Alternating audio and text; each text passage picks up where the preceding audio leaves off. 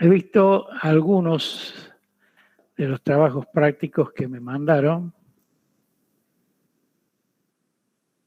En general, 1 o 2 están bien. Yo les voy a mostrar cómo tendrían que haberlo solucionado para que ustedes lo corrijan y no me lo vuelvan a mandar porque son muchos y resulta difícil. Después, cuando terminemos la materia, ustedes tendrán que tenerlo bien hecho al trabajo práctico de compensación del factor de potencia.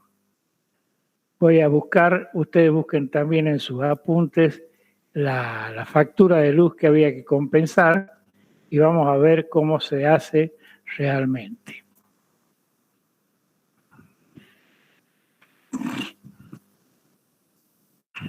Electrotecnia.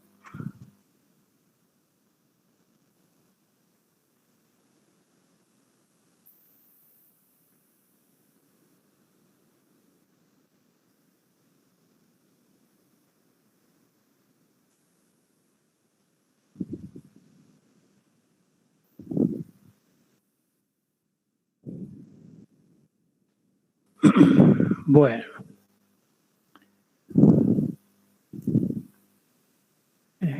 Vamos a interaccionar.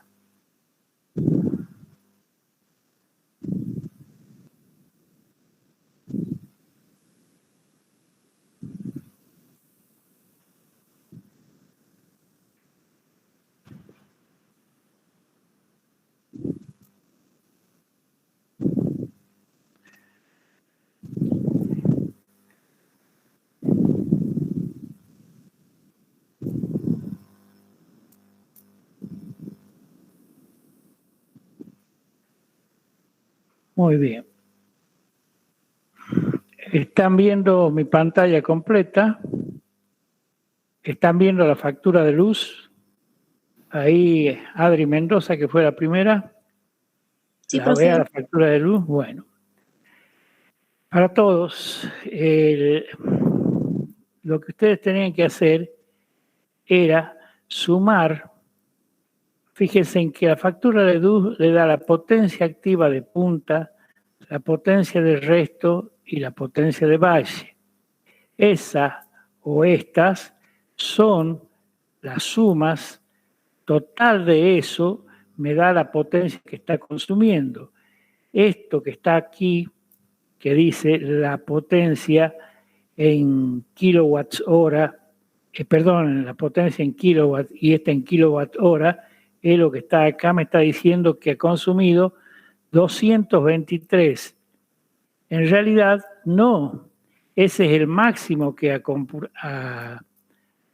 consumido esta factura.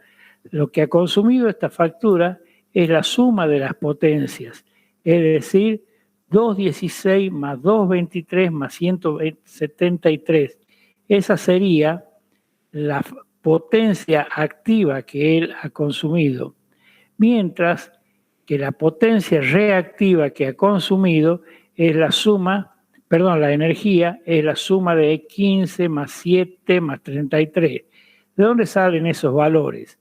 De acá ustedes tienen que la potencia activa de punta, el mes anterior ha sido a 100 y el mes actual ha sido 21. Si usted hace 121 menos 100, me da 21. Y lo multiplican por una constante, que es la constante del medidor, que no tienen por qué saberla, le da los 15.120. Entonces, la suma de estas tres serían la suma de las energías activas que hay, 15 más 7 más 33. Mientras que también le dan como dato la reactiva, que le da la potencia, y 666 menos 554 multiplicado por 720 me da los 51.840. A ver, un minutito. ¿Están viendo el Excel ahora? Anoche me puse a hacerlo. ¿Sí? Sí, profe. Sí, profe, Bueno, sí. entonces ustedes tenían que la suma de la energía activa eran de potencia de punta más de valle más de resto. Eso me da 56,88 kilowatt hora. Entonces, si tienen la energía activa y tienen la energía reactiva, sabiendo esos dos, ustedes tenían en el apunte que la tangente de phi era igual a la energía del capacitor más la energía reactiva dividido en la energía activa. De ahí sacábamos la energía del capacitor. Si hacemos ese reemplazo simplemente, nosotros tenemos que acá E reactiva menos la tangente del ángulo φ2 que le he llamado por la E activa, me da 24,2 kilowatts hora sería esto. Energía del capacitor, perdón. Kilovolt ampere reactivo. ¿Qué pasó? Ahí está. Kilovolt ampere reactivo. Simplemente, si yo ya tengo esto, ustedes saben que el Q del capacitor va a ser la energía capacitiva dividida en el tiempo. Ustedes no saben nada del tiempo porque es una factura de luz que le ha traído el cliente, por lo tanto no puedo hacer suposiciones como había hecho en la fábrica. Directamente lo puedo sacar al tiempo de acá. Conozco la energía capacitiva, conozco la Q capacitiva, entonces, si aquí tenemos que la energía activa es potencia activa por tiempo, saco el tiempo, me da 0,09. Por lo tanto, la potencia reactiva va a ser 558 kilovolt ampere. Observen que para nada me preocupó el tiempo, simplemente para hacer una despeje. Ustedes tenían todos los datos, tenían la energía activa, la energía reactiva, el coseno de phi 1, perdón, el coseno de phi anterior y el coseno de phi posterior.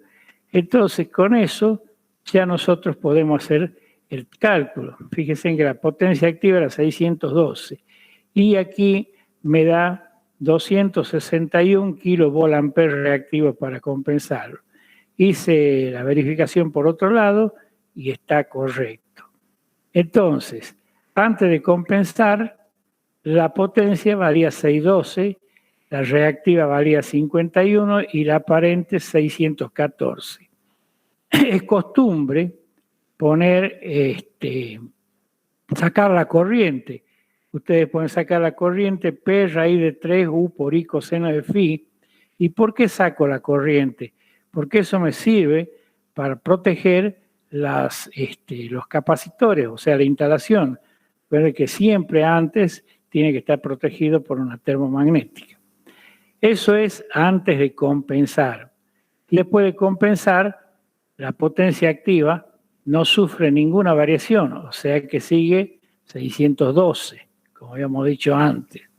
La potencia reactiva, Q1, era de este punto a este otro punto. Y nosotros hemos sacado que ahora la potencia reactiva va a ser igual a Q2, Q1 menos QC.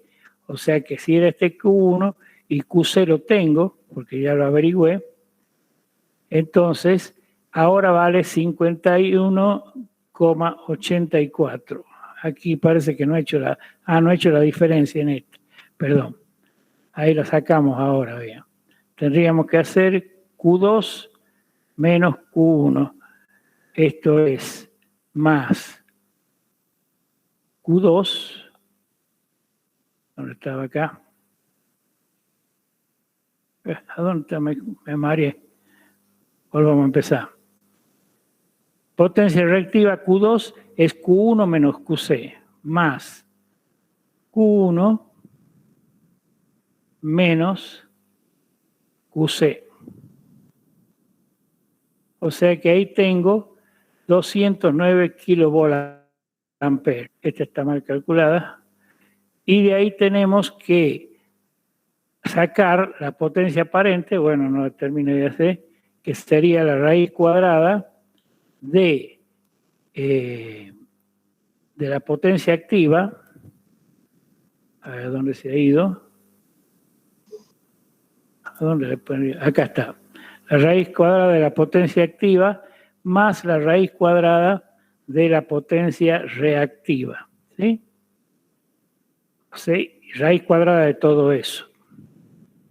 Y de aquí sacamos la corriente. O sea que esa es la manera como tendrían que verlo ustedes calculado. La carga del capacitor, para aquellos que lo hayan hecho bien, me da 261,37.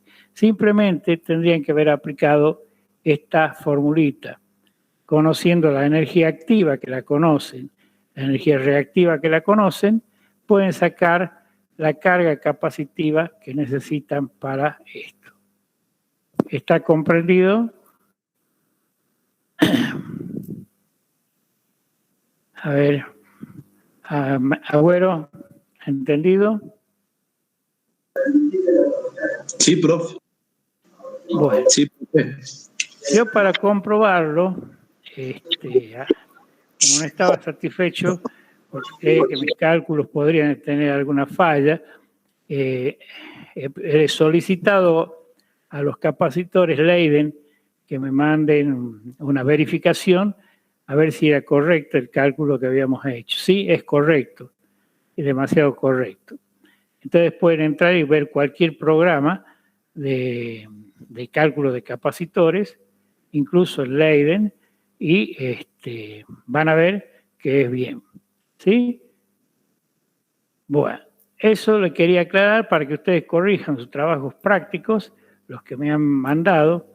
Hay muchos que han corregido no correctamente. Entonces vuelvo a decirle para aquellos que habían llegado tarde.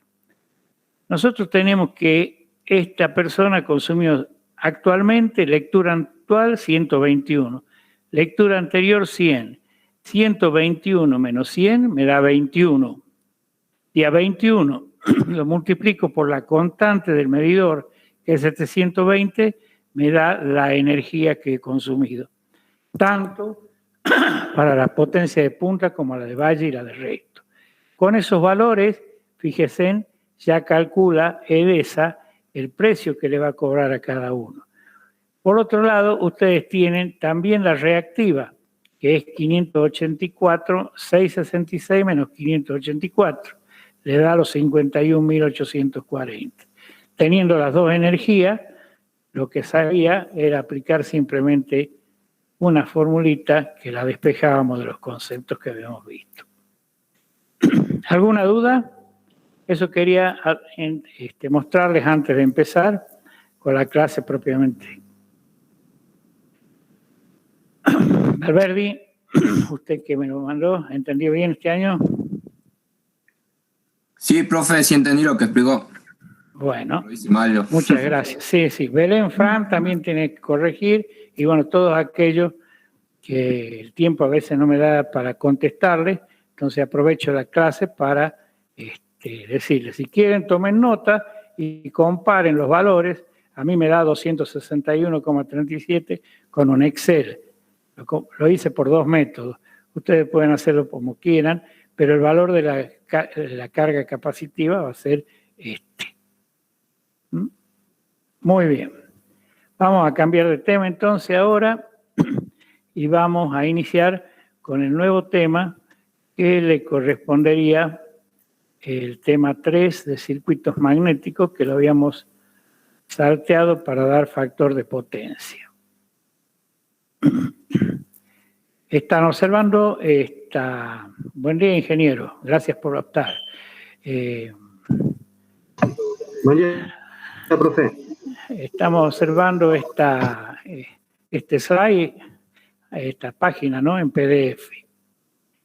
Bueno, si no hay dudas, iniciamos la nueva clase que correspondería a circuitos magnéticos. Ustedes en esta clase es importante porque también todas las máquinas eléctricas básicamente toman como referencia un campo electromagnético, ya sea el transformador, los motores, los generadores, y De allí que tengamos que refrescar los conceptos que seguramente ya han visto ustedes en Física 2, pero no hacemos más que volverlo a repasar. Si tenemos un conductor, como siempre, les recuerdo que ustedes deben estudiarlo a todos los conceptos. Yo les voy a explicar un poco lo que hay acá. Si a un conductor le hacemos circular una corriente, acuérdense que cuando teníamos la cruz era que entraba y cuando teníamos la flecha, el punto, la salida. Entonces, alrededor de ese conductor se originan en unos campos magnéticos, si hacemos circular una corriente. Entonces, aparece el campo magnético que se mide en amperes por metros y es igual a la corriente sobre 2pi por radio. Era la regla de la mano del tirabuzón o la de la mano derecha, que hacíamos circular la corriente, teníamos el radio. Ustedes recuerden, no sé si me están viendo los dedos, la mano derecha, perdón.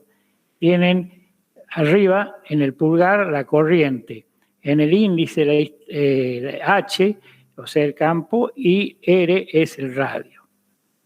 La ley de Ampère, entonces tenemos la primera ley, que era esta, la ley de Ampère es que la intensidad de campo magnético multiplicado por la longitud es igual a la corriente. Si nosotros seguimos, ustedes deben leer todo esto, vuelvo a recordar, ¿no? De todo este análisis, nosotros podemos llegar a que H por L es igual a N por I. Si son varias las bobinas, ¿cierto? Entonces ustedes tienen N espiras. Y aquí tenemos el campo magnético, un polo norte y un polo sur. Esta ecuación la tienen que tener en la memoria. H por L, N por I. ¿Y qué es N por I? A N por I se le llama la fuerza magnetomotriz, ¿sí? Y tienen las líneas de campo, lo mismo que la regla del tirabuzones de la mano derecha, leen todo esto. Si la intensidad de campo magnético es constante a lo largo del circuito, tenemos que la ecuación que habíamos definido, que el campo multiplicado por la longitud es igual al número de espiras multiplicado por la corriente. Eso es en cuanto al campo magnético, originado en una bobina. Ahora el flujo magnético. ¿Qué es el flujo magnético? Es la cantidad de líneas de campo magnético que atraviesan una superficie. El flujo magnético podemos desarrollar, va a ser la integral de la densidad multiplicado por el área o por la superficie. Es decir, el flujo magnético se mide en Webers. La densidad del flujo se mide en teslas y esto en metros cuadrados. Entonces, desarrollando esto, el flujo magnético que está en una superficie cerrada va a ser igual a 0. Y la relación que existe entre el flujo magnético y la intensidad es igual B igual a mu por H, donde mu es la permeabilidad del material, la permeabilidad relativa del material. Mu es igual a mu 0 por mu R. Mu 0 es la permeabilidad del aire o permeabilidad del vacío, que la han visto en Física 2, y mu sub R es la permeabilidad relativa del material. Es decir, yo puedo tener cualquier material, normalmente en transformadores son chapas de cristal orientado, en las máquinas son diferentes otros tipos de metales que lo vamos a ver después. Entonces hacemos un resumen. H por L igual a N por I. B, H igual a mu por, ¿dónde estaba? B igual a mu por H, debería haberlo resaltado eso. Y finalmente, siendo mu la composición de las permeabilidades relativas. ¿Qué dice la ley de Faraday? La ley de Faraday dice que cuando uno o varias espiras son atravesadas por un flujo magnético, se induce una fuerza electromotriz que está dada E igual a N por d phi de t. Si aquí está la espira en reposo, tenemos un flujo variable en el tiempo. Si ahora, supóngase que sea la espira de un motor, y esta espira empieza a moverse, el flujo permanece constante, pero se induce esta tensión N de phi de t. En ambos casos, el flujo por la espira es variable en el tiempo. Muy bien. Si ahora ya entramos un poco más en tema, tenemos este macizo, que normalmente es una forma de cómo se construyen los transformadores. Le ponemos una tensión y le ponemos una bobina. Entonces, si nosotros hacemos eso, va a aparecer el flujo magnético que está marcado en las líneas de trazos. Y el flujo magnético, esto es originado por la tensión y esto es el flujo magnético originado por la corriente. También esto lo podemos aplicar a un conductor en movimiento dentro de un campo magnético. Recuerdan que un generador tenía un estator, un rotor, cualquier momento. Si este rotor empieza a moverse, sería como si se moviera el conductor dentro del campo magnético. Se va a originar una fuerza electromotriz que vale E igual a la inducción por la longitud por la velocidad de movimiento. Pero también aparecen, por eso es que las máquinas a veces saltan, las que tienen movimiento, y los transformadores se deforman, parece una fuerza sobre los conductores. Esa fuerza sobre los conductores vale B por I por L. Cuando están desequilibradas las cargas en un transformador o cuando en un motor aparecen corrientes espurias, esta fuerza es muy grande, es demasiado grande, hay que saberla compensar. Bueno, en la figura 8 se observan los sentidos de los campos, no nos detenemos en eso.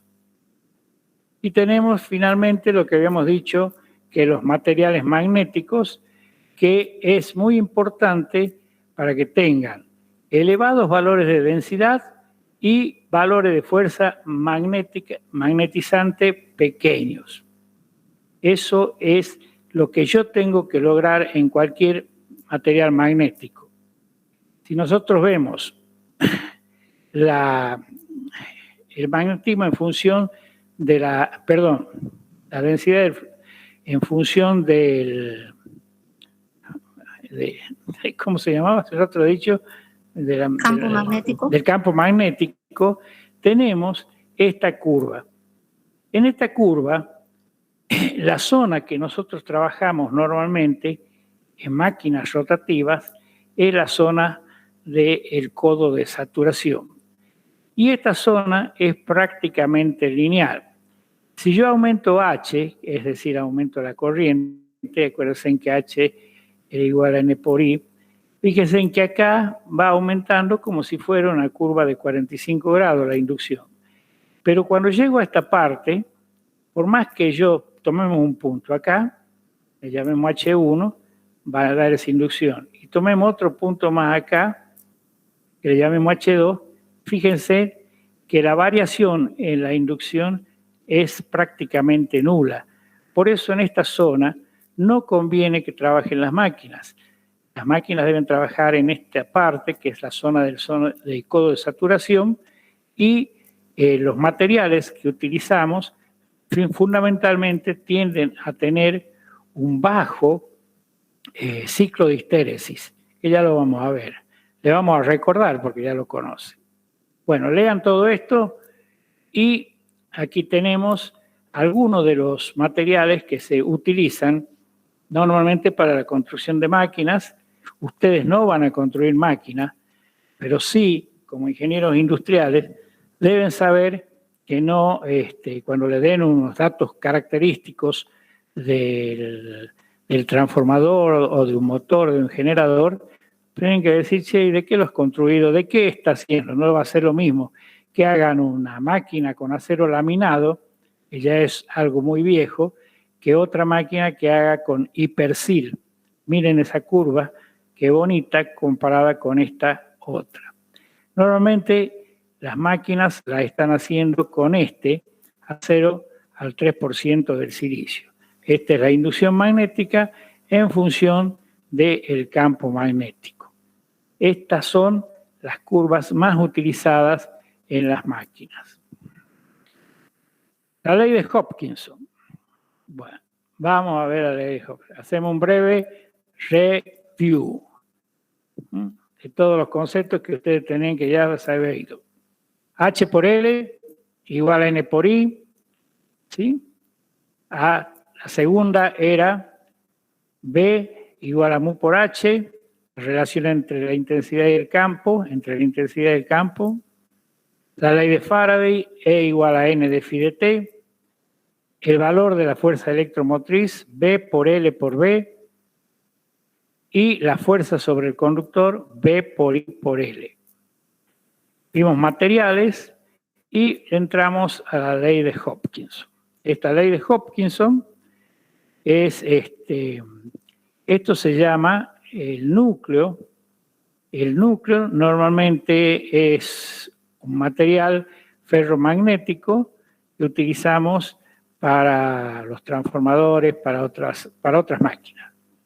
Veamos la ley de Hopkinson. Si aquí nosotros a este núcleo magnético le hacemos entrar una corriente, hay varias espiras, el flujo magnético, según la ley de Lenz and Hopkinson, tendríamos que tiene esta circulación. Habíamos dicho que el flujo está relacionado por la inducción por la superficie. Y dijimos que la inducción era la composición de mu0 del aire de mu relativo multiplicado por la intensidad de campo y por la sección. Entonces, haciendo todas estas desarrollos matemáticos, que no nos vamos a quedar ahí, que tiene cada uno, podemos llegar a esta situación, que el flujo, a esto le llamamos FEM, es igual al producto N por I, le habíamos llamado FEM, perdón, fuerza magnetomotriz. Podemos llegar a que el flujo es directamente proporcional a la fuerza magnetomotriz e inversamente proporcional a la reluctancia. ¿Se acuerdan qué era la reluctancia? La vamos a llamar la longitud sobre las permeabilidades relativas del aire, permeabilidad del material y por la superficie. Reemplazamos valores acá, directamente llegamos a esta ecuación que es la ley de Hopkinson. El flujo es proporcional a la fuerza magnetomotriz dividido en la reluctancia. Esto es válido si la reluctancia se mantiene constante. Para ver la analogía entre los circuitos magnéticos y los eléctricos, ustedes tienen el siguiente cuadro. Si se trata de un circuito eléctrico, la tensión que se medía en voltios en el circuito magnético corresponde con la fuerza magnetomotriz, que se mide en amperes. En amper vuelta, ahí está. Si tenemos la corriente que medíamos en el circuito eléctrico, aquí en el flujo magnético la medimos en Weber. La resistencia óhmica era igual, se medía en ohmios. Aquí tenemos la reluctancia que se mide 1 sobre H, 1 sobre amper. En el circuito eléctrico la sumatoria de corrientes debía ser 0. La ley de Thevenin-Norton,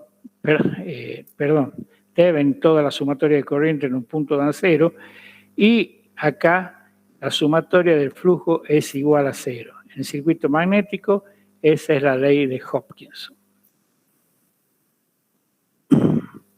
Ahora entramos un poco más, avanzamos al ciclo de histéresis. Tenemos un material ferromagnético virgen. Lo alimentamos con una tensión. Acá tenemos una resistencia variable y empezamos a aumentar la tensión despacito. Vamos a ver un minutito, ya los dividimos para que vayan viendo.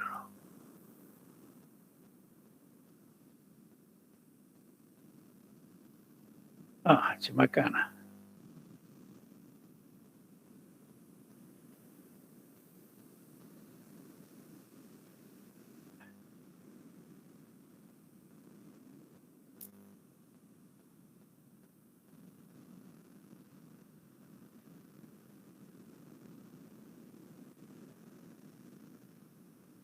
Ahora sí, volvemos a hacerlo.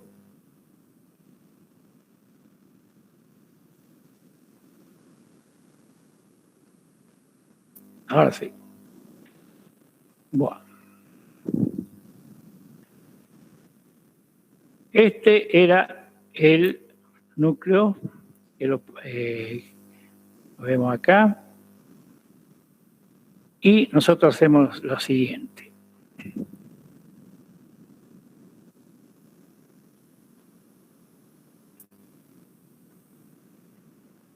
Nosotros empezamos a dar corriente por medio de esta resistencia variable, empezamos a aumentar brevemente la corriente hasta que llegamos al punto D. A partir del punto D, la corriente empieza a disminuir, por lo cual disminuye la intensidad de campo magnético y esto se viene hasta este punto que se llama B sub R. En ese punto B sub R seguimos disminuyendo, invertimos la corriente, a ver, ahí, y seguimos invirtiendo la corriente, se invierte el sentido de la intensidad de campo magnético y llegamos al punto coercitivo donde tenemos H, ¿sí? Este se llama campo coercitivo, el punto F. A partir del punto S seguimos, invierte la corriente, llegamos al punto G. De ahí volvemos a tener a disminuir la corriente entre BH, empezamos a aumentar, invertimos el sentido de la corriente y vamos a lograr esto, que se llama el ciclo de histéresis. Nosotros, mediante este ensayo que habíamos visto acá, el ciclo de histéresis nos interesa que sea lo más delgado posible. Recuerden que los materiales magnéticos teníamos el hipersil, que era por acá, prácticamente, un ciclo de histéresis muy delgado. A ver, les muestro. A ver si está ahí. Fíjense cómo es el ciclo de histéresis en el hipersil, mientras que el acero laminado no me sirve tanto. Entonces, cuando más chico sea, más angosto sea el ciclo de histéresis, es mejor el aprovechamiento que voy a tener para el núcleo magnético. Vamos a sacar la división.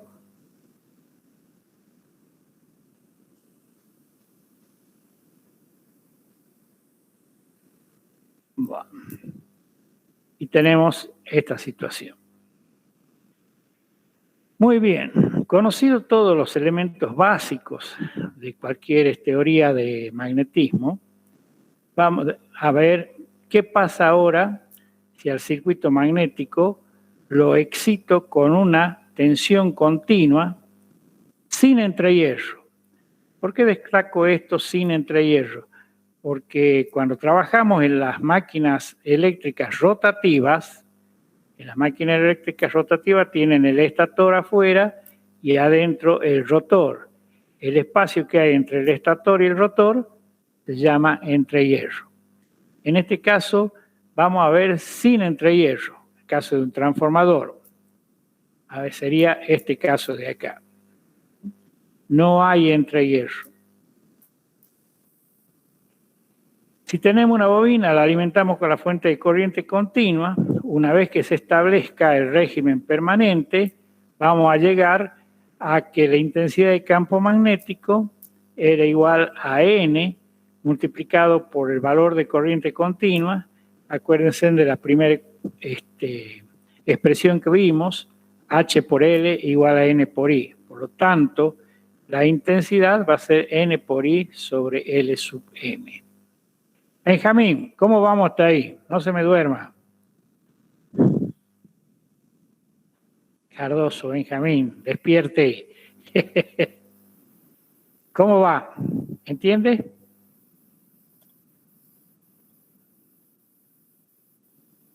No lo escucho. Brahim Vilca Maizares, ¿cómo va?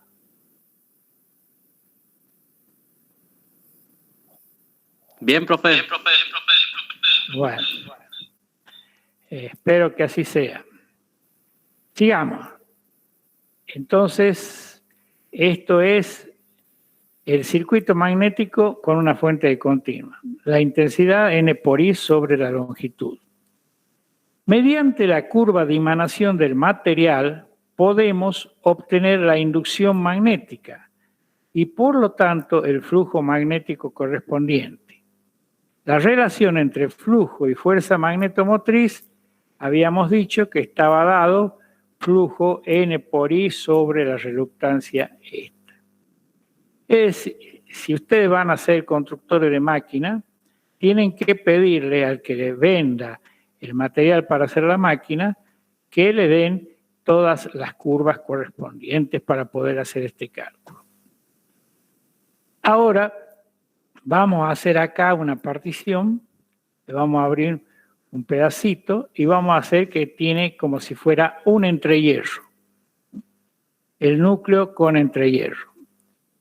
Al tener en el entrehierro, la reluctancia del circuito se hace muy grande, es decir, que la reluctancia del aire más la reluctancia del aire del hierro, en la reluctancia del aire es mucho mayor que la reluctancia en el hierro.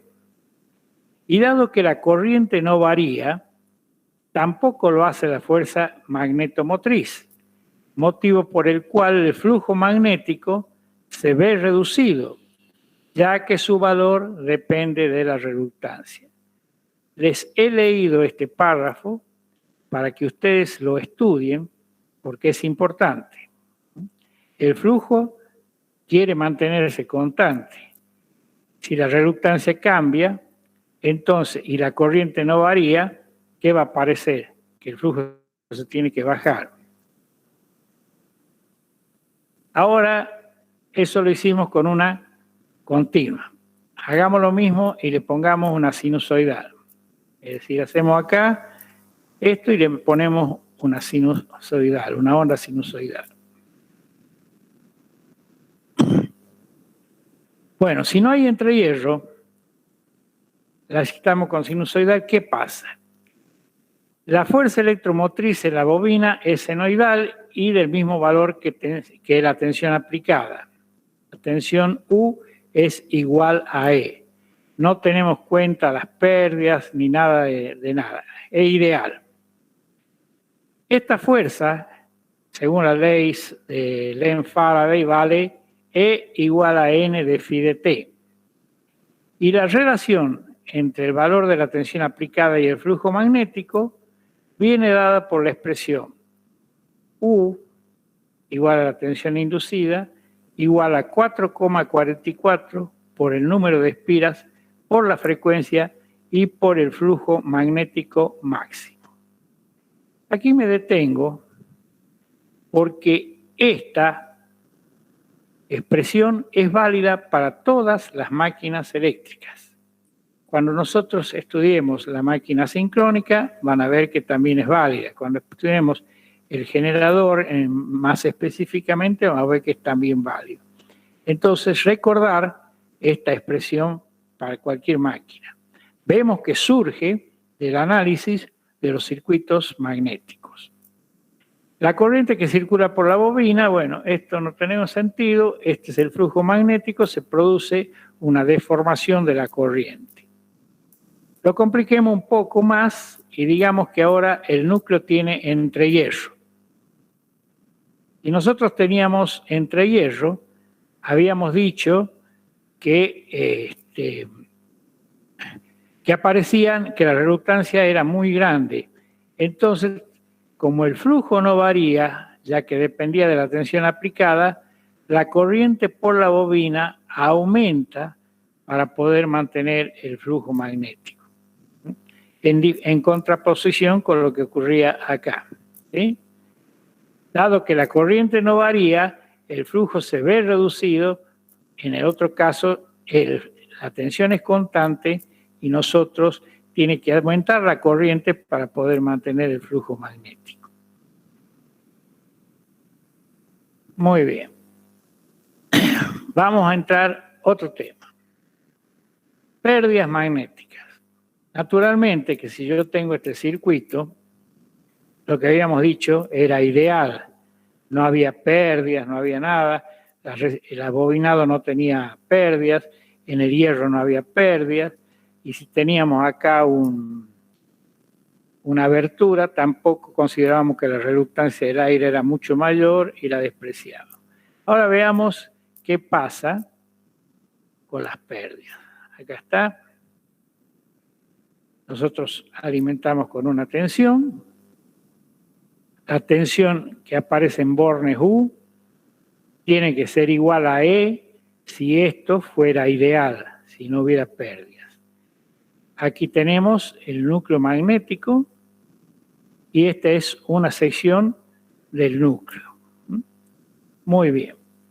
Cuando el material está sometido al flujo magnético variable en tiempo, se produce un calentamiento, que son debido a la histéresis magnética del material y corrientes parásitas de Foucault que circulan por el mismo.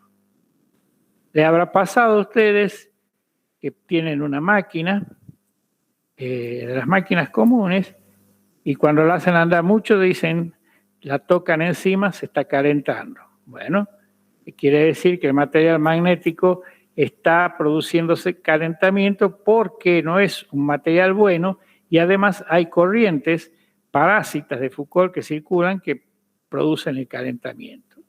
Y además están las pérdidas de histéresis. Si en el circuito de la figura 15, esta será la figura 15, bueno, alimentamos con la tensión variable, hace que el ciclo de histéresis vaya cambiando mediante la resistencia y la polaridad de la fuente se repita tantas veces por unidad de tiempo de acuerdo a la frecuencia de alimentación. Recuerden que esto es una frecuencia de 50 ciclos por segundo, o sea que el ciclo de histéresis va a ir repitiéndose, en cada situación va a ir ocurriendo esto. Y eso produce las pérdidas, naturalmente va a haber calentamiento. Admitiendo que la resistencia de la bobina es nula y el flujo magnético se establece en el núcleo, en la diferencial de área va a ser E multiplicada por la corriente y por dt, U por I por dt. La fuerza electromotriz habíamos dicho que era N por d phi dt, el flujo, la sección por la variación de la inducción magnética. Haciendo todo este reemplazo llegamos a que este diferencial de área puede ser expresado mediante la sección por la longitud magnética del circuito, por la intensidad del campo magnético y por el flujo magnético en sí, por el magnetismo en sí. Lo que nos indica que la energía suministrada por la fuente está dada por el producto del volumen del circuito, que sería esta parte, el área formada entre la curva de magnetización y el eje de ordenadas, aquí tenemos, siendo la misma absorbida por el núcleo. Si la intensidad del campo magnético aumenta y de vuelta a la fuente, si está disminuyendo, según pueden ver en esta figura. Lo tienen que estudiar, si no lo entienden, para entenderlo. Lo que sí o sí es que esta situación ocurre cada vez que la frecuencia. Si a mí esta es el área que me produce calentamiento, eso es lo que está ocurriendo con las máquinas eléctricas. Me interesa que sepan esta ecuación y la relación qué ocurre con las pérdidas magnéticas para poder realizar problemas de magnetismo, ¿sí? Que es esta que está acá. Por eso cuando hagan un problema ustedes van a ver que fundamentalmente les dice, dada el área, le doy la curva, los problemas típicos de magnetismo. Pérdidas por magnética y pérdidas por histéresis. Ahora vamos a ver a qué son proporcionales esas pérdidas. Bueno, el área encerrada por el ciclo de histéresis es proporcional a la energía acumulada en el núcleo por unidad de volumen y por ciclo. En 50 ciclos por segundo, imagínense cómo se va calentando. El material se ve obligado a recorrer F, o sea, 50 ciclos de histéresis por segundo. La unidad de tiempo es la potencia que se disipa en calor. Las pérdidas mencionadas son proporcionales a la frecuencia de la corriente excitadora y al volumen del material. Las pérdidas por histéresis se calculan, yo no les desarrollo todo el formulario que es para llegar a esto, ustedes son ingenieros industriales. Las pérdidas por histéresis son proporcionales a una constante, K sub H, multiplicado por la frecuencia y por la inducción. Normalmente elevado a la n. Este valor n anda entre 1,7 y 2,3. Se normalizó en 2. Entonces pueden poner que las pérdidas por histéresis, fórmula de Steinmetz, es proporcional a una constante multiplicado por la frecuencia y por la inducción al cuadrado. Estas son las pérdidas por histéresis. Entonces, ¿cómo queremos disminuir esas pérdidas? Con ciclos de histéresis chiquitos, a ver qué dice acá. Chapas magnéticas cuyo ciclo de histéresis sea lo más delgado posible. Para ello lo hacemos con los materiales que habíamos visto anteriormente, silicio, granos de material o mediante un proceso adecuado. Lo que más se usa es el hipersil actualmente. Esas son las pérdidas por histéresis. A ver, hagamos un alto porque yo me estoy escuchando solo nada más. A ver, Calvo, Nicolás, ¿cómo vamos? Bien, profe. Estamos estudiando, ¿no? Sí, profe. Que lo entiendan porque tienen que estudiarlo. Y no estudiarlo, si han hecho bien las cosas, tienen que recontra saberlo ahora. Pero como sé que muchas veces los estudiantes no hacemos todo bien, nos olvidamos de algunos conceptos. Muy bien, las pérdidas por histéresis son proporcionales a la inducción al cuadrado y a la frecuencia, con la constante. Ahora, las pérdidas por corriente parásita de Foucault, hay una mínima diferencia, y se la leo de nuevo. Bueno, no voy a leer porque me demoro mucho. Hay una corriente. Si hay una corriente, origina calor, que es R por I cuadrado. ¿Sí? Esas pérdidas, si nosotros desarrollamos, logramos ver que las pérdidas por Foucault, P sub S, van a ser proporcionales a la frecuencia al cuadrado por la inducción al cuadrado. A ver, vamos a ver. Desarrollando todo esto, podemos ver que las pérdidas por Foucault son proporcionales a la constante multiplicado por la frecuencia al cuadrado y por la inducción al cuadrado. Las pérdidas se miden en watts sobre kilogramos. La constante KF tiene en cuenta el espesor de la chapa y la resistividad en el material. Por lo tanto, si tenemos pérdidas por Foucault y pérdidas por histéresis, la suma total de esas pérdidas en el hierro va a ser las pérdidas en el hierro a las pérdidas por histéresis más las pérdidas de Foucault. Los fabricantes de chapa magnética, bueno, esto es informativo para ustedes.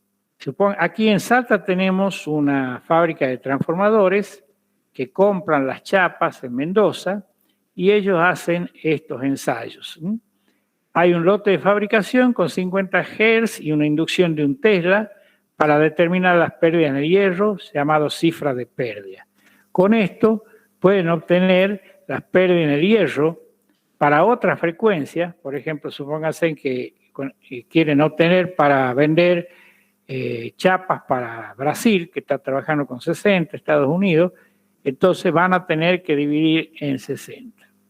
Esta sirve para la construcción de la máquina y para información de ustedes. Después entramos ahora al tema de resolución de circuitos magnéticos, que ya lo van a ver con el ingeniero, unos prácticos. El circuito magnético es un conjunto de dispositivos creado a crear un campo magnético en el cual se hace circular una corriente que origina un campo magnético. Aquí tenemos el esquema de un circuito magnético elemental. Alimentamos con una corriente, esa corriente pasa a través del número de espiras y tenemos este núcleo magnético que está formado por chapas apiladas. Esas chapas apiladas son lo que conviene para disminuir el ancho del ciclo de histéresis. Estas chapas están separadas por barniz o por papel para evitar el contacto. Entonces, ¿qué hace?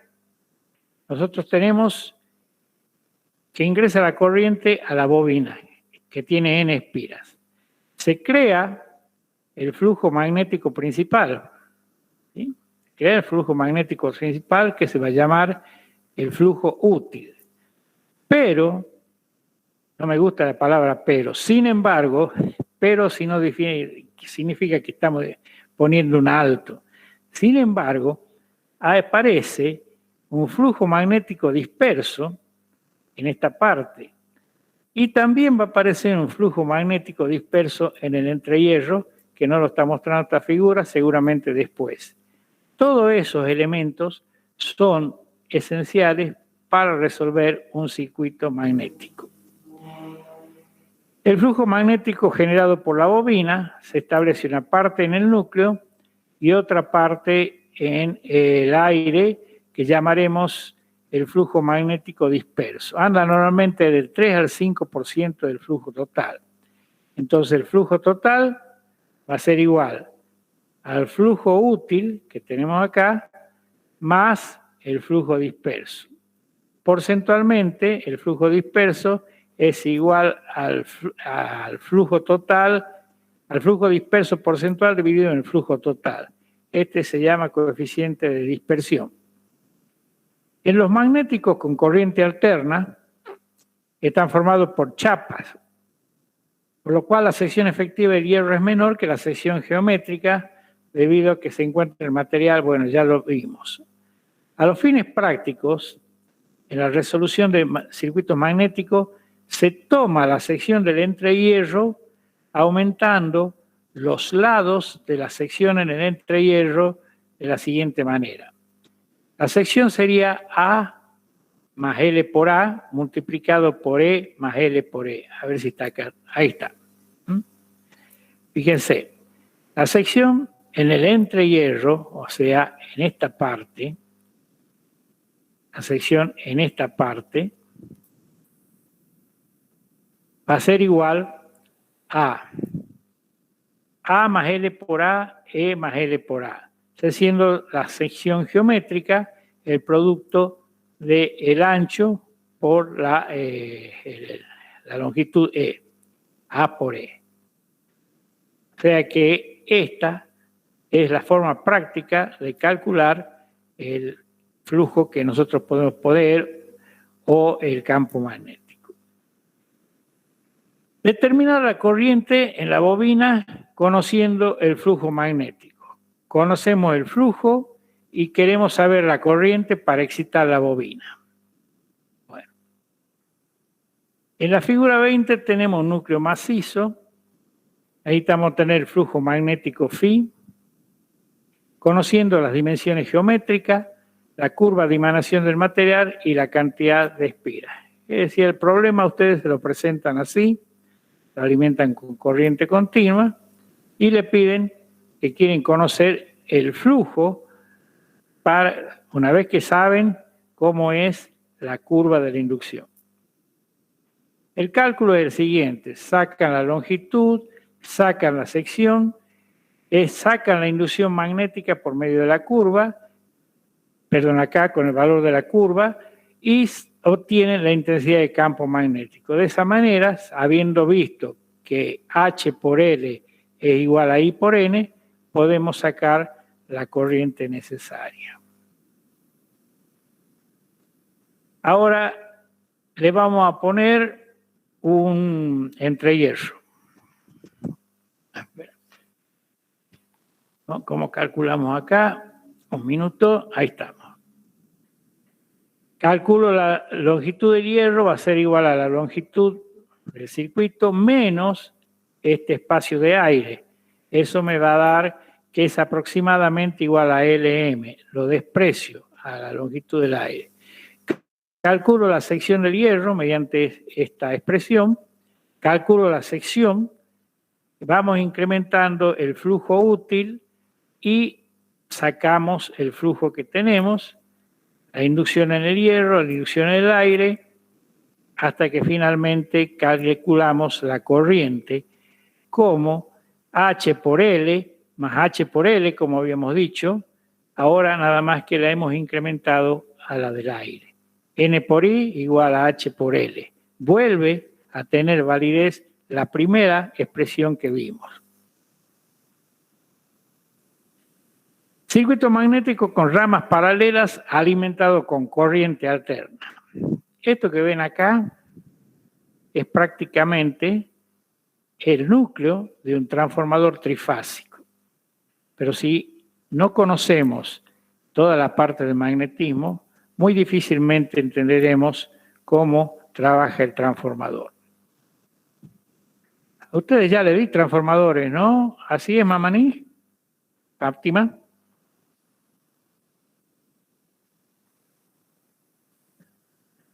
¿Está Fátima?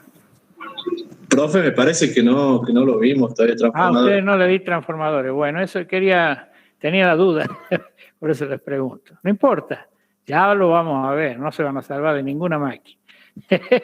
Se llama la materia, ¿cómo se llama? Electrotecnia y máquinas eléctricas. O sea que tienen que tener claro todos los conceptos de electrotecnia, que hace la parte práctica, tensión, corriente, frecuencia, voltaje, y máquinas eléctricas. Si no saben todo esto, no entienden ninguna máquina. Ya después, de todas maneras, seguimos. Este que vemos acá es muy similar al núcleo de un transformador trifásico, donde se enrollan el número de espiras acá, otro número de espiras acá y otro número de espiras acá. Está con ramas en paralelo y tenemos ahora que si lo alimentamos con una corriente va a aparecer el flujo Φ1, que se va a tratar de cerrar por acá. Pero también va a aparecer que este flujo, que va a ser igual al flujo útil, más el flujo disperso. Entonces, aquí tenemos la longitud L1, la sección E1, la longitud L3, la longitud L2, la sección L2, y tenemos 4 partes para trabajarlo a este circuito en rama en paralelo. Bueno, vamos aumentando el flujo para tener en cuenta el flujo disperso. Calculamos las inducciones. Vean que no me detengo porque lo van a tener que estudiar y ver en la práctica.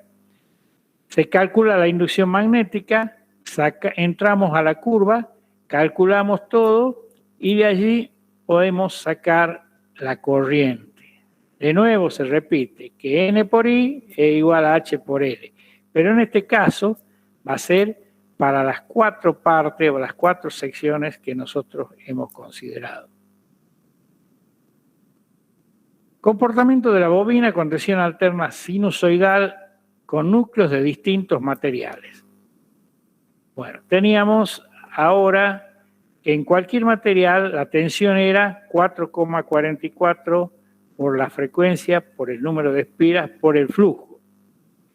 El flujo no está totalmente insertado en el núcleo, sino que parte de líneas se cierran a través del aire, el 3 al 5% depende de la configuración. El flujo originado por la fuerza magnetomotriz va a ser el flujo disperso más el flujo útil, y aquí tenemos que sacar el flujo total. Nos queda que la tensión inducida va a ser igual a E sub D más E. Antes, cuando considerábamos que no había nada, la tensión U era igual a la tensión E. Ahora, como está el flujo disperso, la tensión U es igual a E sub D más E. Ya nos acercamos a ser un poco más criteriosos como si fuéramos ingenieros. Entonces decimos, ¿por qué no reemplazamos todo esto por un circuito equivalente? La tensión U va a ser por una resistencia, que van a ser las pérdidas en la bobina, X sub D, que van a ser las pérdidas reactivas, y más lo que ocurre adentro del núcleo, XM. O sea que nosotros hemos logrado reemplazar esto por una reactancia de dispersión y por una bobina ideal que es XM. Si nosotros seguimos viendo que hemos reemplazado esto por esta parte, nos quedaría ya más fácil de resolver, que es un circuito por la ley de Ohm, o la ley de Kirchhoff, perdón, U igual a I por R más JXD más JXM por I. Un circuito muy elemental en la resolución. Pero sigamos. Nosotros queremos reemplazar ahora esto que vendría a representar el núcleo. Y en el núcleo habíamos dicho que teníamos pérdidas por histéresis y pérdidas por Foucault. Entonces, volvemos a representar la parte de la bobina, la parte de la inductancia, la tensión inducida acá, y el núcleo lo representamos por una resistencia y por una inductancia, que tienen en cuenta las pérdidas Foucault I sub P, las pérdidas parásitas por Foucault, R sub F, y las pérdidas magnetizantes por, por la característica del material. Entonces, fíjense que U ahora no es igual que E, como habíamos empezado a ver al principio. Y nosotros con este circuito estamos ya haciendo el circuito equivalente de la bobina con el núcleo de hierro. Este circuito, como lo vemos en magnetismo, electromagnetismo, va a ser muy válido para todas las máquinas eléctricas prácticamente. A ver, leamos un poco. R sub P, pérdida en el hierro, son proporcionales al cuadrado de la inducción. Por lo tanto, las pérdidas en el hierro van a ser E cuadrado sobre R sub P. X sub M es la parte magnetizante que proporciona el flujo magnético. Por lo tanto, I sub M va a ser igual a la tensión sobre la inductancia, J sub XM. Ahora, el diagrama fasorial de esto. Tenemos que tener una tensión que tenga una caída resistiva, una caída inductiva y que me dé la tensión E. Fíjense que la tensión E es la misma porque esto está en paralelo, no consideramos eso. Aquí tenemos el diagrama fasorial. La tensión U es la que hemos aplicado. Y vamos de aquí para allá, la tensión E tiene una caída en la bobina, una caída en la resistencia. Tenemos la tensión E, la caída en la bobina, JXD por I, y a 90 grados la tensión en la resistencia. Eso me va a dar la tensión en bornes que tengo U. Observen el detalle que R por I, como ustedes saben, la resistencia está en fase, en la resistencia la tensión y la corriente están en fase, por lo tanto, esta tiene que estar proporcional a I. Y en la corriente tiene el mismo sentido que esta. Y aquí tenemos la corriente magnetizante y la corriente I sub P. Si sumamos estas dos, voy a lograr la corriente I. Este diagrama fasorial es el elemental que correspondería para este circuito. Y me cansé de escucarme a mí nomás. Vamos a ver, ¿qué dice Florencia Torres? ¿No está? Jennifer Bautista.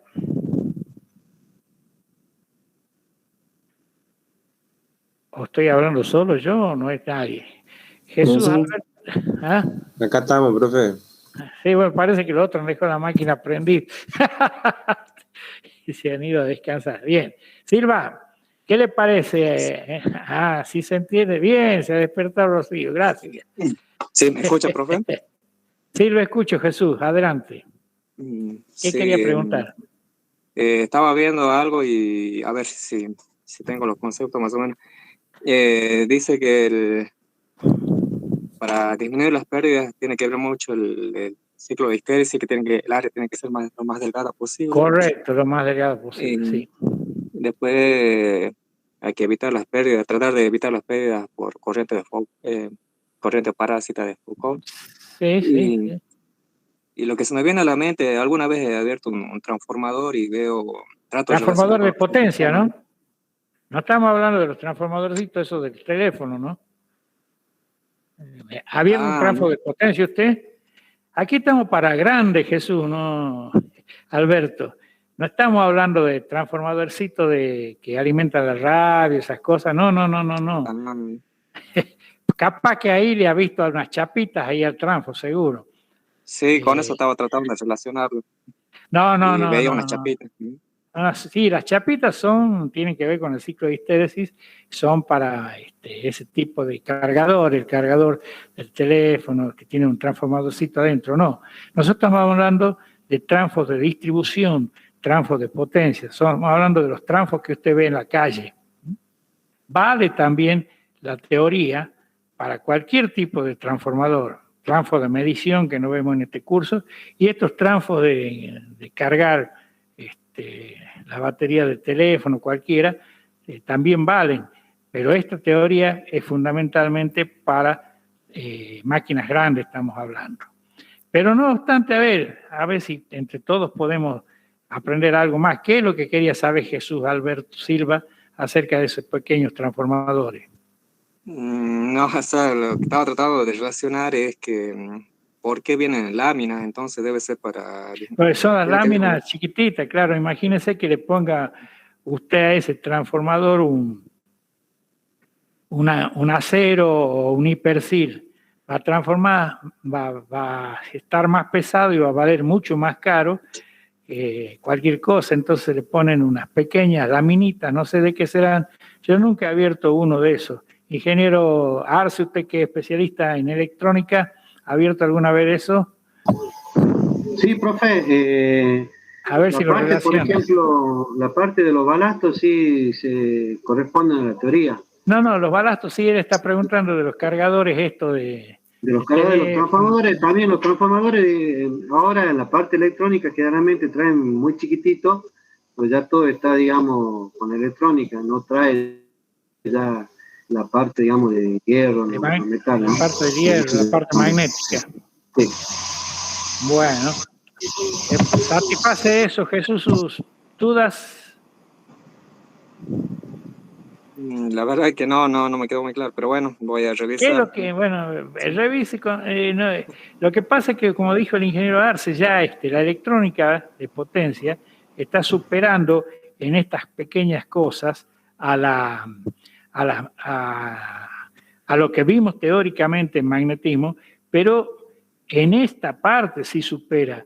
Nunca puede construir un transformador de distribución o una máquina o un generador o una máquina grande si usted utiliza esas pequeñas laminitas que dice que ha visto, porque la va a quemar inmediatamente, la va a quemar.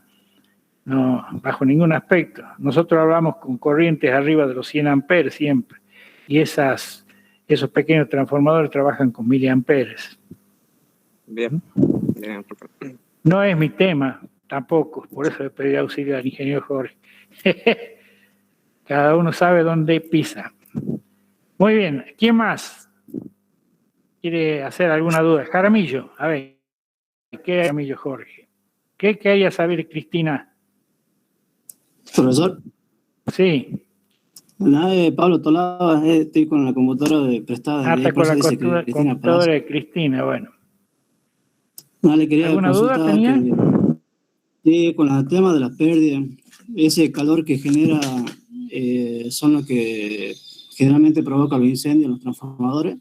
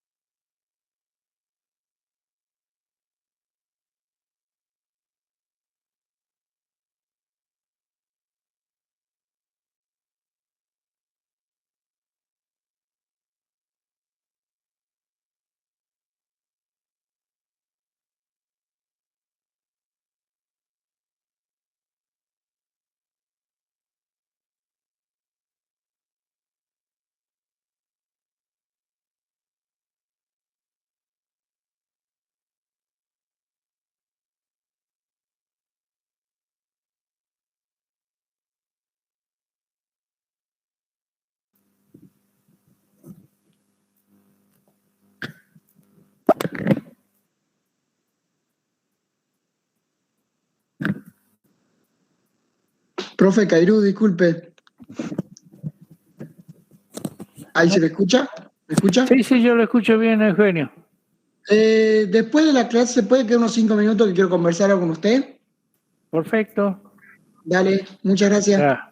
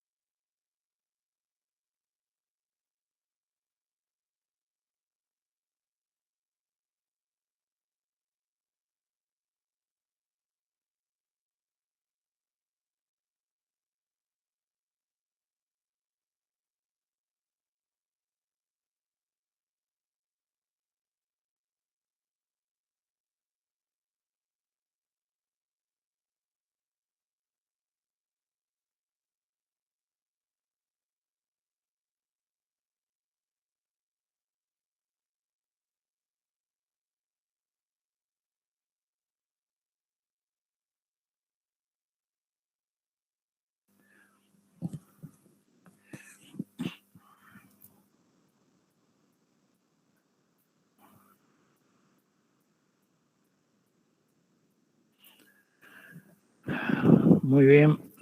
Aquí estamos de vuelta.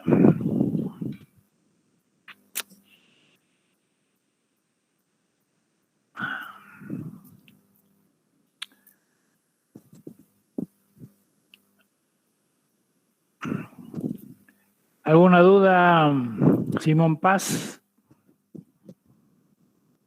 No, profe, por ahora tengo que leer nomás, pero dudas no. Hay que estudiar nada más algo tan sencillo como estudiar. Sí, lo escucho. Sí, ¿qué quiere? Yo lo veo como Cristina Mabel Palacios, no sé quién es. Sí, profesor, sí, Pablo Tolaba soy. No, le quería consultar por el tema de la pérdida del hierro.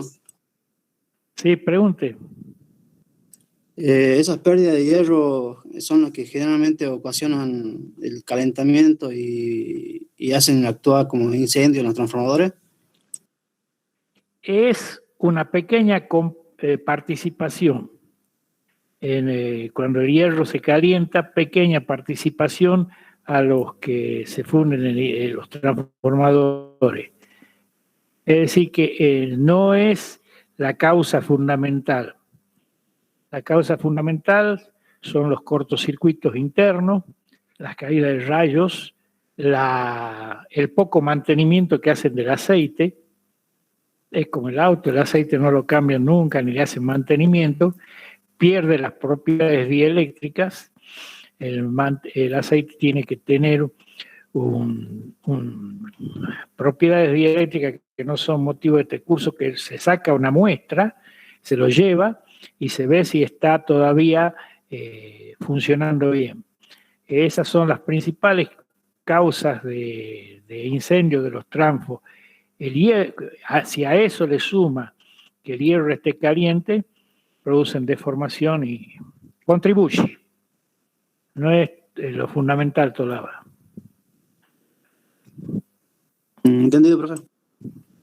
Ajá. ¿Alguna otra duda, jóvenes? Antes que entremos en otra cosa.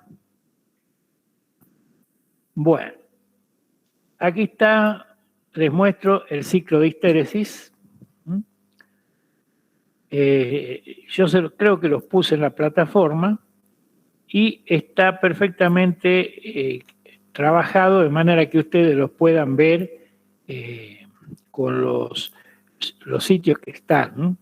Es decir, cómo va entrando la curva de emanación. Empezamos, aquí tenemos el magnetismo remanente, la inducción coexistiva, hasta que llegamos a la parte, seguimos por esto.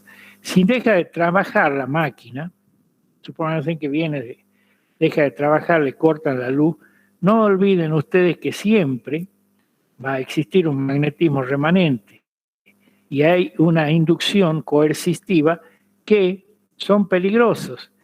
Entonces, por esta razón es que, no sé si alguno me ha dicho que estaba trabajando a los transformadores, o a las líneas, en general a los transformadores, antes de operarlos, hay que ponerlos a tierra para que descarguen todo el magnetismo remanente y se pueda trabajar con los transfos.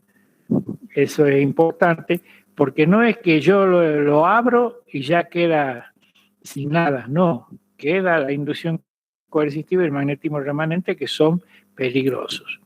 Esto tienen para leerlo ustedes, observen cómo es el material duro y el material blando, cómo teníamos nosotros esta situación. El ciclo de histéresis en PDF, las leyes fundamentales. Vamos a hacer una prueba. Ahora le voy a pasar el PowerPoint. Como le estoy compartiendo la pantalla completa, si no la cambian, quiere decir que estudié mal de nuevo. Veamos.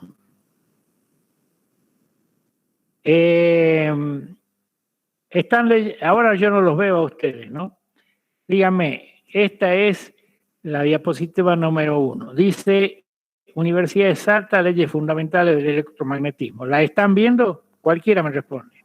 Sí, profesor, está viendo bien. Bueno, ahora voy a pasar a la segunda diapositiva y ustedes díganme si es que la logran, si es que se cambia también para ustedes. Ahí. Pasó a ver la ley de Ampère. Se cambió bien. ¡Qué grande que estoy! Logré, gracias a todos por su colaboración. Bueno, aquí vamos a ver entonces un repaso de todo lo que vimos, ya que nos queda poco tiempo. La ley de Ampère establece que H por L es igual a N por I. ¿Sí? Ya lo sabían ustedes. Vamos a hacer un repaso. Hacemos la integral de la ecuación sobre la superficie y tenemos que llegar a esto. En las máquinas eléctricas, la corriente que circula por los conductores forma los bobinados. La integral de la superficie se puede reemplazar por una sumatoria y la intensidad del campo a lo largo de la línea cerrada es igual a la corriente concatenada por la línea. Habíamos dicho que concatenada es sumando todo lo que hay ahí. Entonces, la ley de Ampère, o teorema de Ampère, como lo dicen estos americanos, es igual a H por L, N por I. Ahí tenemos la bobina y el número de espiras. Seguimos. ¿Cómo estaban relacionados la intensidad de campo magnético con el flujo? Decíamos que B era igual a mu0 por mu relativo por la intensidad H. Vectorialmente, mu0 es la permeabilidad de vacío, la permeabilidad del material y mu la permeabilidad absoluta. La permeabilidad relativa se la suele tomar con referencia al aire. En la máquina moderna puede andar alrededor de los 100.000. Aquí tenemos la inducción en función de la intensidad magnética. Lo que vimos anteriormente, fíjense en por dónde anda el aire. Nada que ver. Mientras nosotros con muy buenos materiales podemos andar en esta zona. En esta es la zona lineal, que parece que nosotros vamos subiendo como una recta de 45 grados. Bueno, en realidad es un poco más, pero son lineales. Mientras que en esta zona, yo si pongo un elemento acá, le corresponde esta inducción. Y si lo pongo más lejos, supóngase, le corresponde esta inducción. O sea que no hay un aumento de la característica magnética. No me sirve esto. ¿Qué hago? El material magnético, una vez que alcanza la saturación, tiene un comportamiento idéntico al del aire. Observen, mire cómo está acá y mire cómo está acá. No permite que la densidad de flujo siga aumentando, a pesar de que nosotros vamos aumentando la corriente. El flujo, la reluctancia y la fuerza magnetomotriz.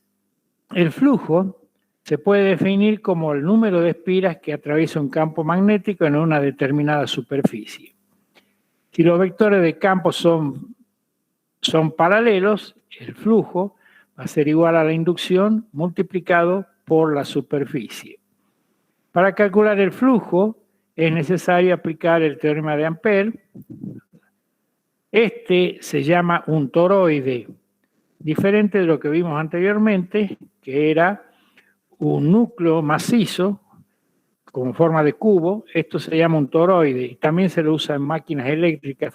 Ustedes lo deben haber visto mucho en los autotransformadores cuando hacen ensayos en física 2. Se supone permeabilidad del material infinita. La sección es pequeña comparada con la longitud. La intensidad del campo suponemos que es constante en todo esto. Entonces, si H es constante, H por L igual a N por I igual a F. Esto me lleva que a esta le llamábamos nosotros FMM, la fuerza magnetomotriz. Sabemos que la fuerza magnetomotriz es igual a H por L. La fuerza magnetomotriz representa la suma de corrientes que crean el campo magnético. Como el vector de densidad de flujo son paralelos, no los estoy viendo. ¿Ustedes me están escuchando? Sí, profe. Sí, profe, se lo escucha bien. Gracias. Sí, profe. Sigo adelante. El flujo es igual al campo multiplicado por S. De ahí podemos llegar a que vemos por el aire por el H, sustituyendo, llegamos a que este valor le habíamos llamado reluctancia, a esto era N por I por L, y llegamos a la ley de Hopkinson y a la ley de Ohm, del paralelismo entre circuito eléctrico y circuito magnético. Este slide, este power, está puesto para ustedes en forma de PDF, pero también lo pueden ver en PowerPoint simplemente con apretar que vaya presentando pantalla por pantalla y le va a mostrar como lo estoy mostrando yo. Bueno, seguimos. La ley de Faraday. La ley de Faraday. ¿Qué decía la ley de Faraday? Recorremos brevemente que E era igual a ¿qué? No escucho respuesta. ¿Qué decía la ley de Faraday? A N por la variación del flujo en el tiempo. Sí, señor. Bueno, vamos a leer un poco. Cuando el flujo magnético varía, se conoce la fuerza electromotriz, la variación del flujo de la espira, y llegamos a la variación temporal, que es una combinación de ambas, me da la ley de Faraday. Faraday en el año 1831 no tenía computadora, no tenía nada, y qué capo, ¿no? Para poder descubrir esta ley que sigue siendo válida hoy. Son admirables. Entonces tenemos valor absoluto de phi de t, la tensión inducida. Y la ley de Lenz me dice que E es igual a menos al número de espiras multiplicado por d phi de t. La fuerza electromotriz debe tener una tal que establece una corriente que se opone a la variación del flujo que la produce. Unidades. La intensidad de campo magnético, ya habíamos dicho que es amper vuelta. Recuerden que en el apunte de hace un rato creo que le faltaba la vuelta. Le faltaba poner vuelta. Inducción en Tesla. El flujo en Weber. Un Weber es igual a 1 Tesla sobre metro cuadrado. La fuerza magnetomotriz, amper vuelta. Y la fuerza electromotriz en voltios. Vamos a ver ciclo de histéresis famoso. Nosotros salimos de este punto, empezamos a aumentar la corriente y llega hasta ese elemento. De ahí damos vuelta, tenemos H y B, inducción y la excitación. Cuando ya no puede más, invertimos la corriente y se viene, pasa por este elemento que es el B coercitivo hasta el H. El magnetismo remanente en ausencia del campo magnético. Y el campo coercitivo necesario para anular B sub R. Seguimos variando de acuerdo a la figura que le había mostrado hace un rato y llegamos a esto, que tenemos menos B sub M y la inducción y menos HM, la intensidad en el cuadrante negativo. Volvemos a invertir la corriente, empieza a subir y pasa por este punto hasta que llega finalmente al punto de saturación. Si ustedes lo ven, esto es así. ¿Están viendo la animación? Sí, profe. Sí, profe. Bueno, gracias. Ahí lo tienen al ciclo de histéresis, ¿sí? Les vuelvo a mostrar. Así lo pueden ver un poco más. Muchas veces me dicen, les gusta, les encanta a los alumnos ver la figurita esta. Ahí está. Lo importante es que lo graben en su cabeza. Eso es el ciclo de histéresis. Seguimos hacia adelante con lo que ya vimos. Las pérdidas por histéresis. ¿Sí? Las pérdidas por histéresis, a ver, Rodrigo Cruz, ¿a qué eran proporcional? ¿Se acuerdan? ¿Dónde está Cruz? A ver, Alderete. Alderete. ¿Se acuerda?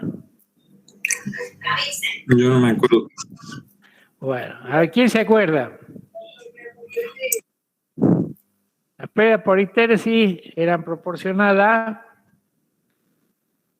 Parece que van a tener que estudiar bastante, ¿no? A la inducción al cuadrado habíamos dicho. Recuerden, que habíamos visto que esto podíamos hacerlo como un circuito y lo resolvíamos como un circuito. De ahí sacábamos que este es el volumen del toroide, allá lo habíamos visto como un cubo.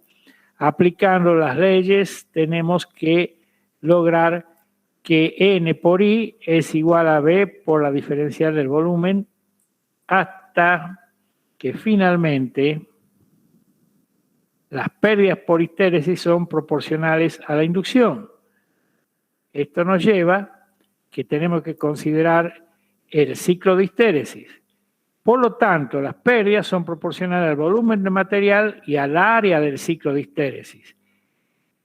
Sabiendo la inducción máxima y cuando B máximo será mayor que el ciclo de histéresis, dependía de la frecuencia y podemos llegar a que las pérdidas por histéresis eran proporcional a una constante por la frecuencia por la inducción al cuadrado y se mide en watts por kilogramo. Cuando mayor sea la frecuencia, mayor va a ser el número de ciclo de histéresis por unidad de tiempo. ¿Sí? Judy Cardoso, ¿está claro?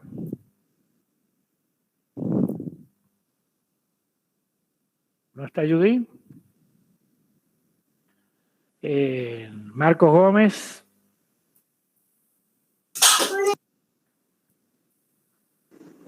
Sí, profe. ¿Está Marcos Gómez? Sí, profe, sí estoy. No lo escucho yo. Profe, ¿me escucha?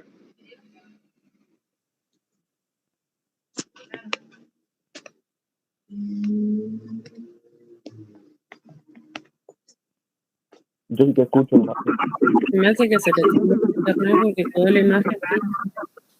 Parece que el profe se desconectó, Marco. Sí.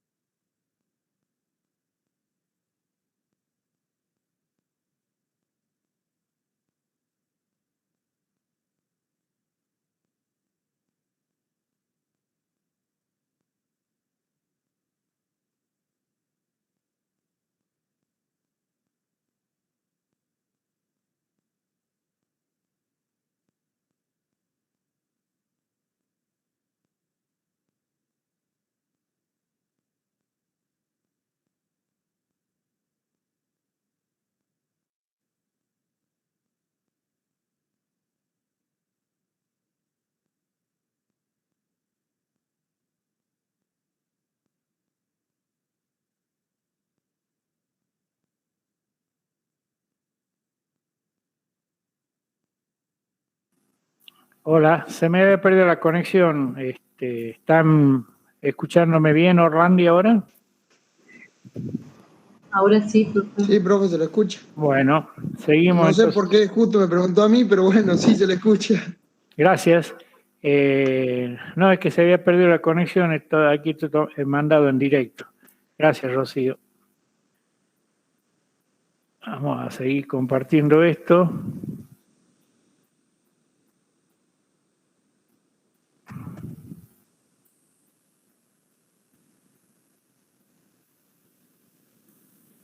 Bueno, ahí habíamos llegado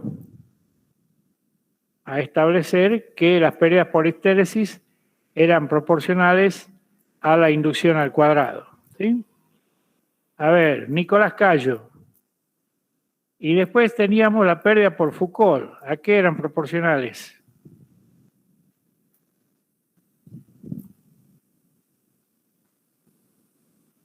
¿Está Cayo? A ver, Cintia, responda, si usted se acuerda.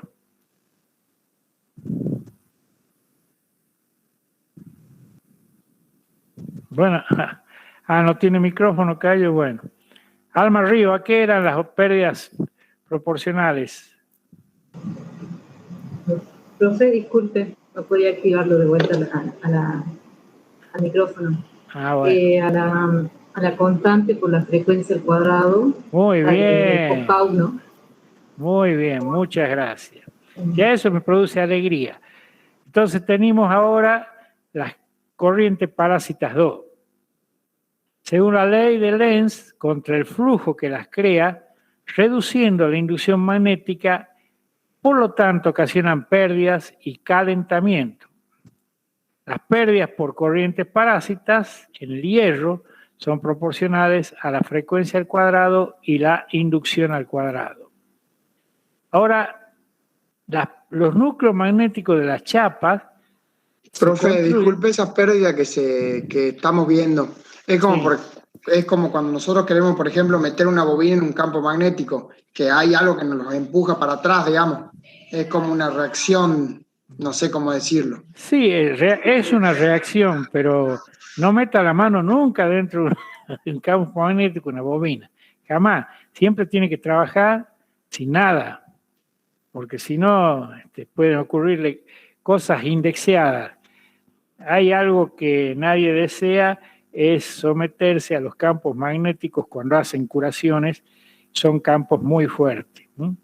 Por eso, cuando ustedes van a sacarse una radiografía, aparte de los rayos X, actúan también unos campos magnéticos demasiado elevados que pueden causar daño. Entonces, no metan nada a la mano hasta que no esté terminada la máquina, nada. Sí, es una reacción. La respuesta es sí, es una reacción. ¿A dónde andó metiendo la mano usted? No, en ningún lado por ahora. Era bueno. Porque justo estoy haciendo eso y estoy viendo que si puedo meter la mano o no. No, bueno, sí, me salvó de la patada. Va a meter la mano seguramente en el transformadorcito chico de esto que hay en la calle, de esos que hablábamos hace un rato. Pero cuando trata de máquinas grandes, bajo ningún aspecto. Si no saben, ustedes tienen que saber bien la teoría y decirle al hombre que está trabajando, al técnico, no, pará. Has tenido en cuenta esto, has mandado a puesta a tierra esto. No es que nosotros seamos los que vamos a hacer el trabajo, porque ellos están trabajando permanentemente en eso, saben más que nosotros. Para hacer una analogía, y ya con esto termino para que sigamos hacia adelante, hay mucha gente que le dice, no, yo quiero que me atienda el médico, que el médico me ponga la inyección. El médico sabe mucho más que cualquier enfermera, pero quien está poniendo los inyectables todos los días es la enfermera. Entonces, hay un error de percepción, porque la que tiene la práctica, la que tiene la mano, por así decirlo, es la enfermera. En este caso, también, el que tiene la práctica es el técnico que permanentemente está trabajando. Ustedes están para orientarlos y guiarlos, no están para armar las bobinas ni nada. Muy bien, sigamos hacia adelante. Si no hay dudas, seguimos hacia adelante. Entonces teníamos las corrientes parásitas 2. Este era el núcleo, los núcleos de todas las máquinas con chapas apiladas y aisladas. Este es el núcleo macizo que vimos hace un rato. Observen cómo se distribuyen las corrientes, la sección S1 y la longitud recorrida por la corriente. Entonces, el núcleo de chapa aislada, la sección S1 de recorrida por la corriente me queda mucho más chica. Si la sección S1, si S2 es mucho menor que S1 y la longitud L2 es mucho menor que L1, entonces la resistencia R2 es mayor que R1. Sabíamos que la resistencia era ρ por L sobre S, siendo ρ la resistividad del material. Entonces, la resistencia eléctrica de cada chapa va a ser ρ por L2 por S2.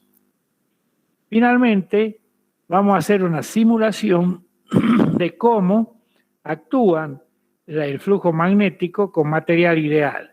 Miren dónde están acá las curvas azules, verdes y rojas, y si nosotros ponemos corriente, ¿qué es lo que va a pasar?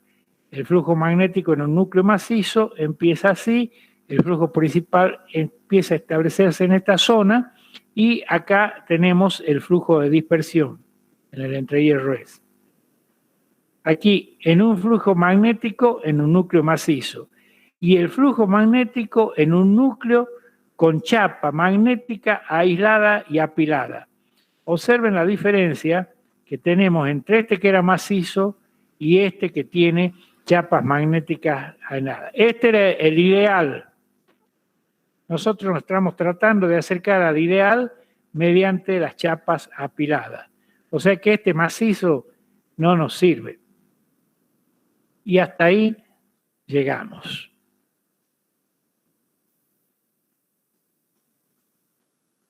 Muy bien. A ver, antes de que les pregunte todo, voy a verificar la asistencia. Están viendo el examen.